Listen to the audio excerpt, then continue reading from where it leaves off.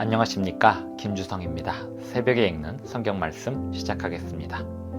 오늘 아침 읽을 말씀은 스가랴 11장입니다. 제목은 목자들의 곡하는 소리. 양떼들을 먹이지 않는 목자들의 곡하는 소리가 날 것입니다. 양떼들을 사고 팔고는 자기들의 배만 불리는 목자들을 벌하실 것입니다.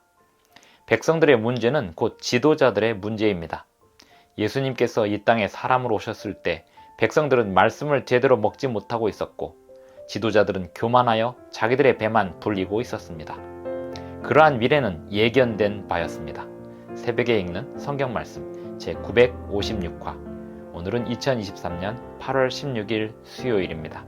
스가랴 11장 1절부터 17절까지 낭독하겠습니다. 레바논아, 내 문을 열고 불이 내 백향목을 사르게 하라. 너 잣나무여 곡할지어다.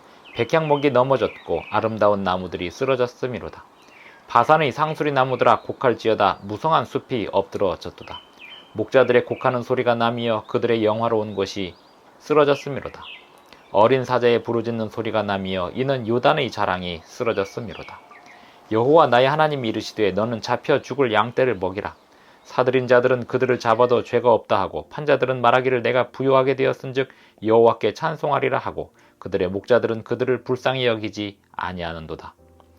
여호와가 말하노라. 내가 다시는 이 땅 주민을 불쌍히 여기지 아니하고 그 사람들을 각각 그 이웃의 손과 임금의 손에 넘기리니 그들이 이 땅을 칠지라도 내가 그들의 손에서 건져내지 아니하리라 하시기로. 내가 잡혀 죽을 양떼를 먹이니 참으로 가련한 양들이라. 내가 막대기 둘을 취하여 하나는 은총이라 하며 하나는 연합이라 하고 양떼를 먹일세. 한 달 동안에 내가 그 세 목자를 제거하였으니 이는 내 마음에 그들을 싫어하였고 그들의 마음에도 나를 미워하였음이라. 내가 이르되 내가 너희를 먹이지 아니하리라. 죽는 자는 죽는 대로 망하는 자는 망하는 대로 나머지는 서로 살을 먹는 대로 두리라 하고 이에 은총이라 하는 막대기를 취하여 꺾었으니 이는 모든 백성들과 세운 언약을 폐하려 하였음이라. 당일에 곧 폐함에 내 말을 지키던 가련한 양들은 이것이 여호와의 말씀이었던 줄 안지라. 내가 그들에게 이르되 너희가 좋게 여기거든 내 품삯을 내게 주고 그렇지 아니하거든 그만두라. 그들이 곧 은 30개를 달아서 내 품삯을 삼은지라. 여호와께서 내게 이르시되 그들이 나를 헤아린 바 그 삭슬을 토기장이에게 던지라 하시기로 내가 곧 그 은 30개를 여호와의 전에서 토기장이에게 던지고 내가 또 연합이라는 둘째 막대기를 꺾었으니 이는 유다와 이스라엘 형제의 의리를 끊으려 함이었느니라. 여호와께서 내게 이르시되 너는 또 어리석은 목자의 기구들을 빼앗을지니라. 보라, 내가 한 목자를 이 땅에 일으키리니 그가 없어진 자를 마음에 두지 아니하며 흩어진 자를 찾지 아니하며 상한 자를 고치지 아니하며 강건한 자를 먹이지 아니하고 오히려 살찐 자의 고기를 먹으며 또 그 굽을 찢으리라. 화эт을 찐저 양떼를 버린 못된 목자여, 칼이 그의 팔과 오른쪽 눈에 내리리니 그의 팔이 아주 마르고 그의 오른쪽 눈이 아주 멀어 버릴 것이라 하시니라. 스가랴 11장 1절부터 17절까지 낭독하였습니다. 스가랴 11장은 이스라엘의 장차 문제가 무엇이 될지에 대하여 예언하고 있습니다. 목자들이 양떼들을 올바로 먹이지 않는 것입니다.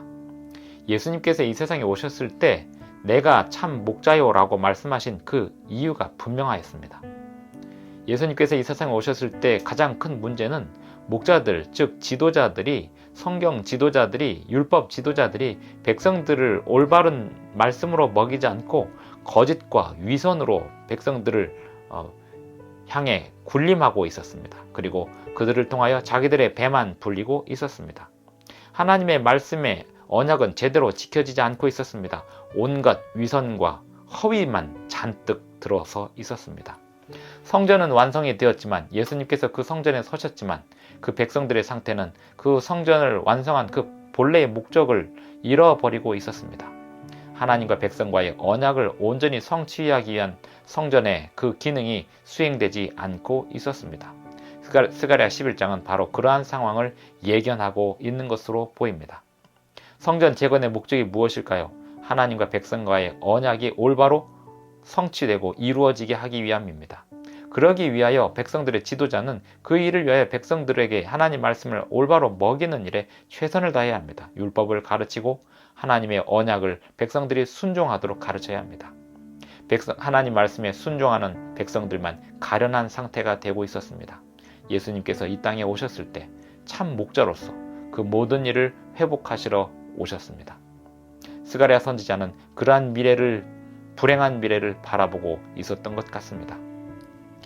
성전을 재건하는 사역에 모든 백성들이 기쁨으로 참여하고 있던 스가랴 시대에 장차 일어날 이러한 불행을 올바로 예견하고 하나님의 경고를 바르게 알았다면, 그리고 그 말씀을 바르게 받아들였다면 그 이후에 일어날 불행한 역사는 더 미루어지거나 안 일어날 수도 있었을 것입니다. 하나님의 약속은 백성들의 순종 여부에 따라서 그것이 온전히 성취되기도 하고 부분적으로 성취되기도 하고 또 미루어지기도 하고 또 없어지기도 합니다. 구약시대 이스라엘 백성들은 하나님의 언약을 온전히 성취하지 못하였습니다. 그리고 그 언약은 이제 마지막 시대의 영적인 이스라엘을 향하여 열려 있습니다. 오늘 우리는 하나님의 언약의 말씀에 온전히 순종하는 백성들로 살아야 하겠습니다. 그것이 오늘 우리가 맡은 성전 재건의 사업이 되겠습니다. 기도하시겠습니다. 하늘에 계신 우리 아버지, 오늘 우리에게 성전이 있고 우리에게 교회가 있고 우리에게 공동체가 있는 참된 목적을 우리가 잘 알고 이해하고 성취할 수 있도록 도와주시옵소서. 주님의 언약의 말씀에 온전히 순종하는 것이 우리의 삶의 목적임을 우리가 늘 언제나 잊지 않고 그 말씀에 순종하는 삶이 되게 하여 주시옵소서. 예수님의 이름으로 기도합니다. 아멘. 감사합니다. 오늘도 행복한 하루 되시기 바랍니다.